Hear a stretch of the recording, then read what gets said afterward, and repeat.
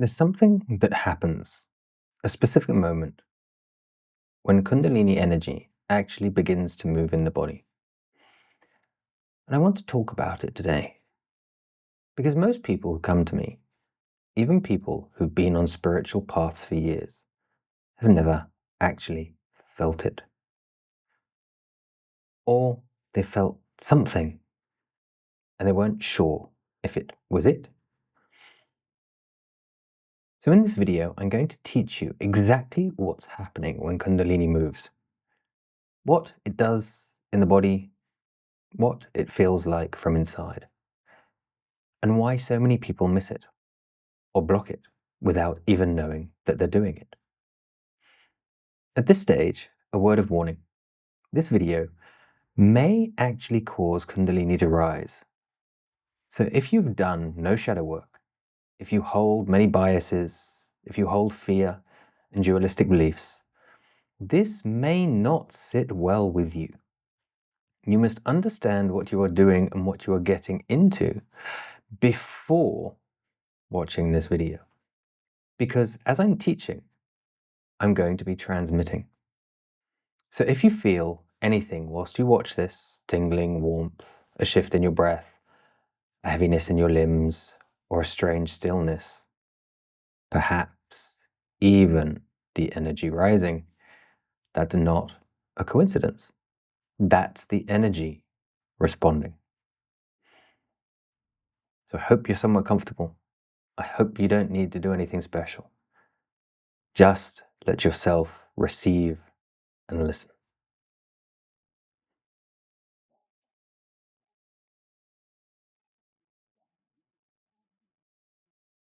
Before we talk about the moment it moves, I want to make sure we're talking about the same thing.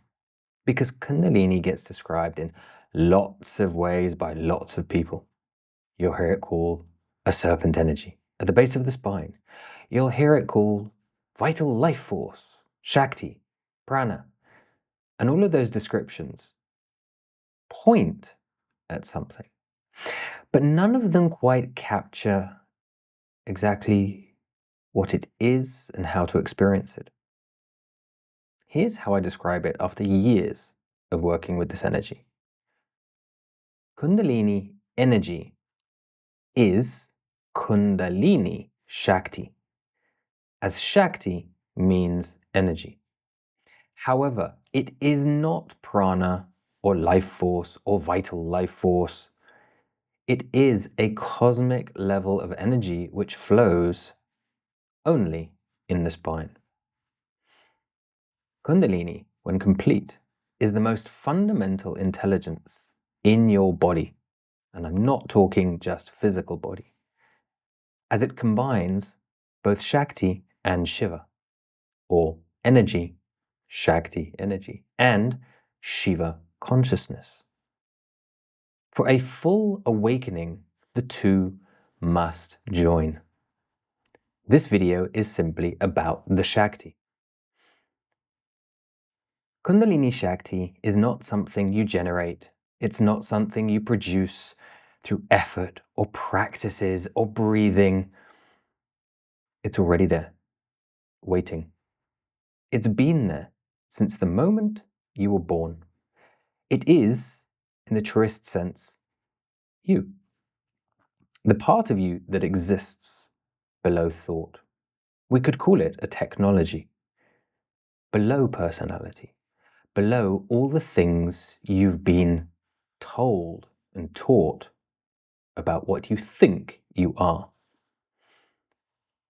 And when this Kundalini Shakti rises, when it actually moves, it moves through the spine like a current, not metaphorically, literally. People feel it as heat, electricity, magnetic force, light, as a vibration that starts somewhere specific and then rises. As a pressure that builds in the spine and then releases at the top of the head.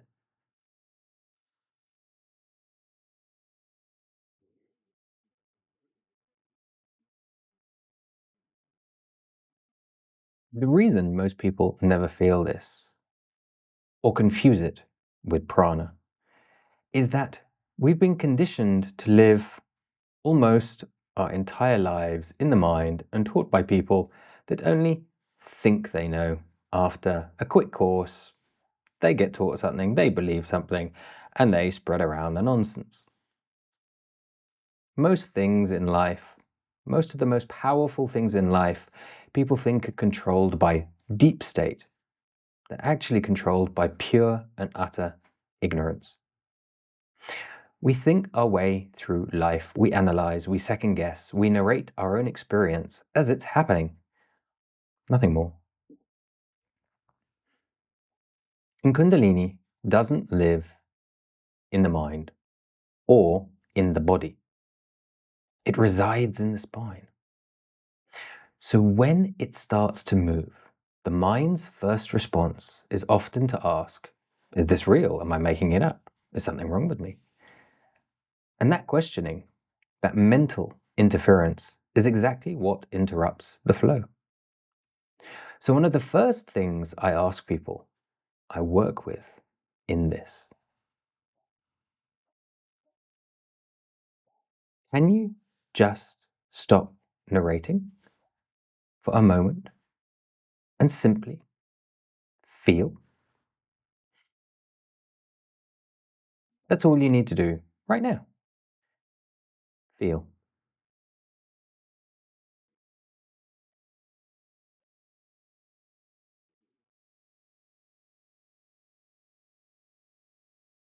So what does the moment actually feel like when Kundalini Shakti generally begins to move in the spine? I'm going to describe this carefully because I want you to recognize it, not just conceptually, but in your own experience. For most, it actually begins subtly, very subtly. There's often a warmth, perhaps even a pain. Not a surface warmth like sunlight on the skin, but a warmth that comes deep from inside the coccyx, from inside the bone, from somewhere deep in the core of the root. It starts at the base of the spine.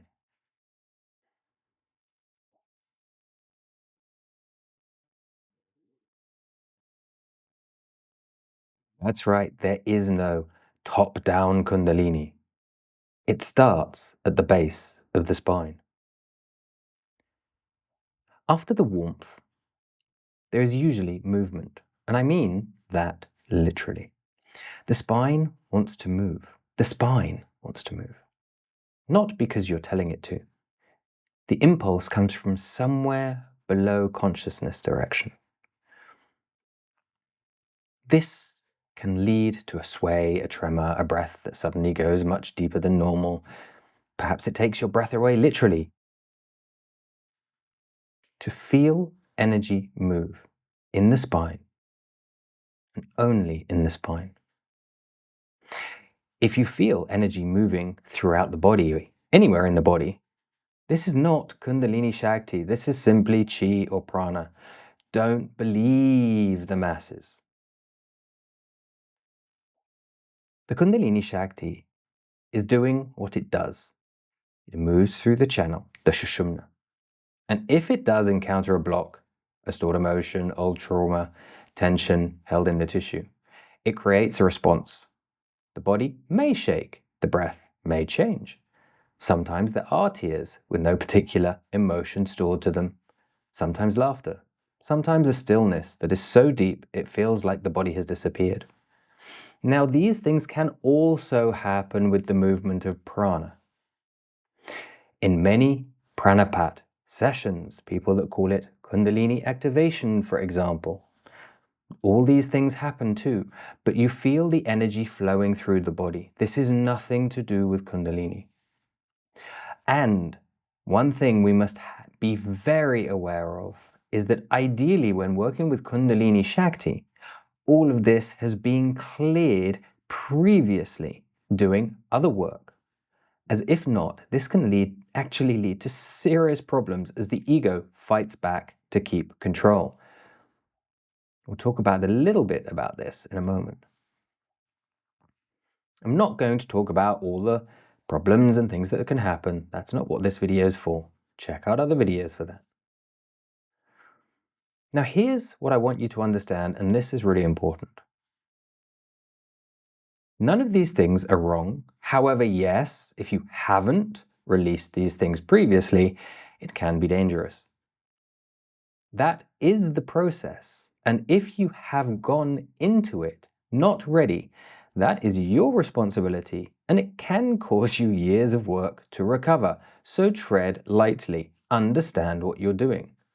The body is a vessel for energy, and when the energy moves, the vessel responds. If the ego is not ready, it can break you. You must lose control and give it up to Kundalini Shakti, or you may, in fact, discover Kali.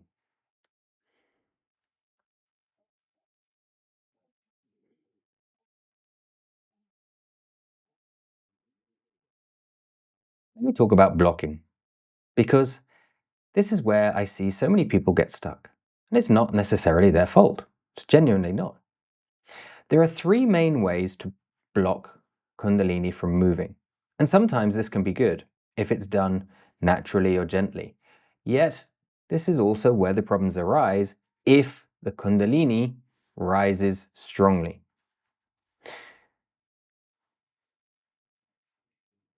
Kundalini Shakti comes from the root,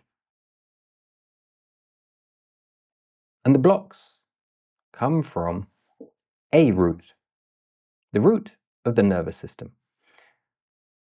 The nervous system perceiving energy as a threat. Now this, as I said, can be a good thing if the energy is gentle, yet a bad thing if the energy moves strongly, just as it can with pranic energy. People are pushed far too far the whole time in pranapat activations by facilitators with no clue, simply wanting to make their clients move and make them act like those demo videos you see all the time. This is quite dangerous, despite them saying it's not. So let's have a look at these resistances, which can be a good thing or a bad thing. If you're going deep into this work, you need to know to stop these things happening, to resist them, to break them down before you go any further. Yet, if it's gentle, just normally, these can also help. So the first is mental resistance. The moment something usually happens in the body, the warmth, the trembling, the unexpected emotion, the mind says, what's this? And if it doesn't have a framework for it, the default is to tighten, fear, to pull back, to armor against the sensation. And the second is that tightening happens and the energy stalls. The second is emotion held in the body. Every unprocessed emotion, grief, fear, anger, shame, gets stored somewhere in the physical body. And when Kundalini moves through the spine, it can connect via the other nadis to those areas using prana. It meets that stored material. That body's response can be to release it, but we're never taught how to release it safely, so that can be a problem. If we learned early that we must hold ourselves together, stay controlled, and not fall apart, that's our culture, then this can be an even bigger problem.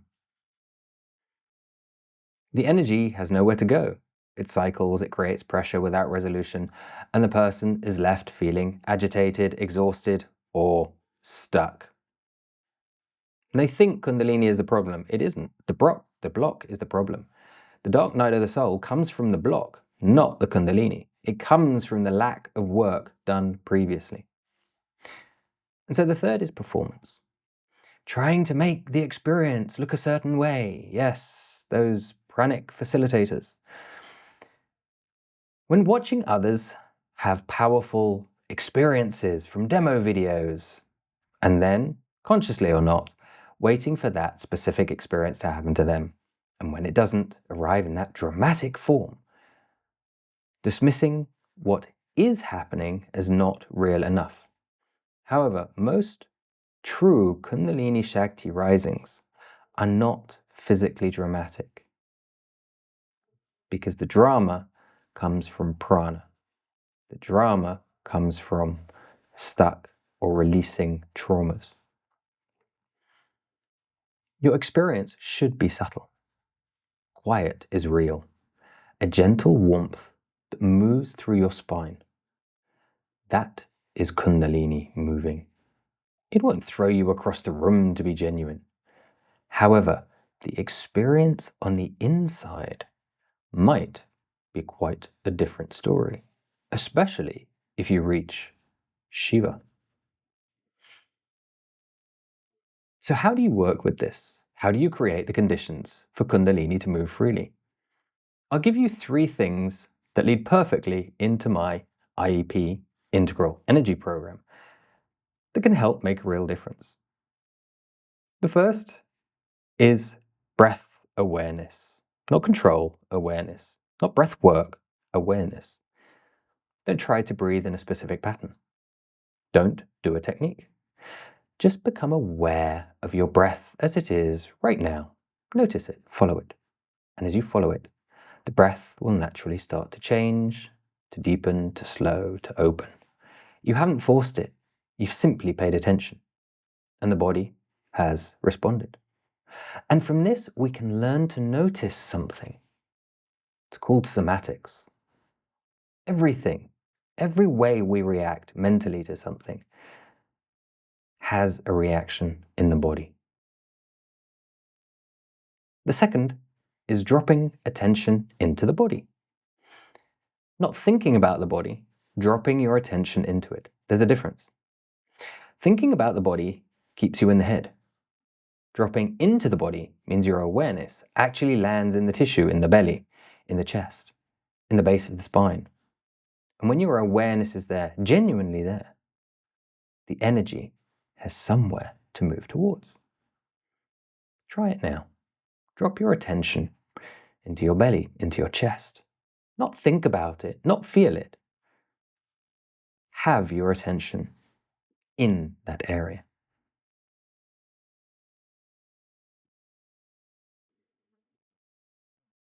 The third is allowing without amplifying. When something starts to happen, the warmth, movement, emotion, stillness, vibration, the instruction is simple. Allow it. Don't chase it. Don't hide from it. Don't push it down. Don't try to make it bigger. Don't make it perform. Just allow it to do what it's doing.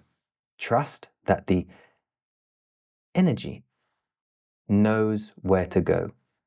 And energy takes the path of least resistance. Your job is not to direct it. Your job is to get out of its way. That sounds simple. It isn't. Particularly for people who are used to being in control of their own experiences. These are the ones at most risk. But it is the single most important skill in working with this energy, and it is absolutely learnable. Every person I've worked with who has committed to developing this has experienced a huge shift. Every single one.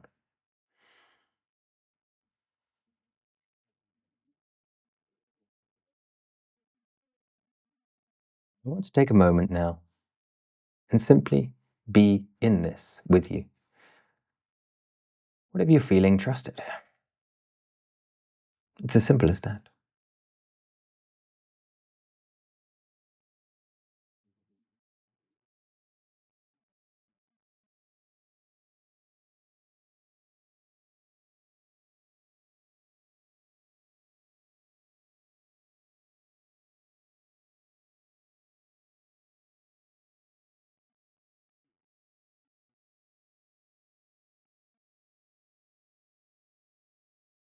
Stay here as long as you need to. There's no rush to come back, no agenda, nowhere for you to be right now. Just this energy, just this intelligence of your own body. doing what it has always known how to do if you let it. And feel free to watch this video as often as you wish, with the volume up or the volume down. Play some other music. Just sit with it. And I hope you felt something today, even if it was subtle, especially if it was subtle. Because that subtlety is the beginning, that is the thread, that is the chord. And if you follow it, it leads somewhere profound. Now, if what you've experienced today has wanted you to go deeper, then think about the IEP, my Integral Energy Program, on theawakeningenergy.com. This is where I work directly with people. It's not simply a course you watch passively. It's a living process, transmissions, teachings, integrations, structured to take you from where you are now into a real embodied, stable relationship with your Kundalini to awaken. If you put in all the work necessary, relentlessly. This is not a magic pill. This is not a peak experience that fades. This is a permanent shift in how you live in your body, in your mind, and how you move through the world. The people who come into the IEP are people who are done dabbling, who may have done all those meditation apps, those yoga classes, watched hundreds of videos, been on thousands of retreats, and yet they know there's something more available and they're ready to go there. And if that's you, you'll find the link below. Come and have a conversation with me. Let's find out where you are and where you can take this. If you're not at that point yet, that's completely fine. Stay on the channel, keep watching, keep feeling. Every video I make on this channel and my other channels are transmissions as well as possibly teaching. And the more you expose yourself to this energy in an open and receptive way, the more it will move in you. So I thank you for being here today. Thank you for being open. This work matters, and so do you. See you soon.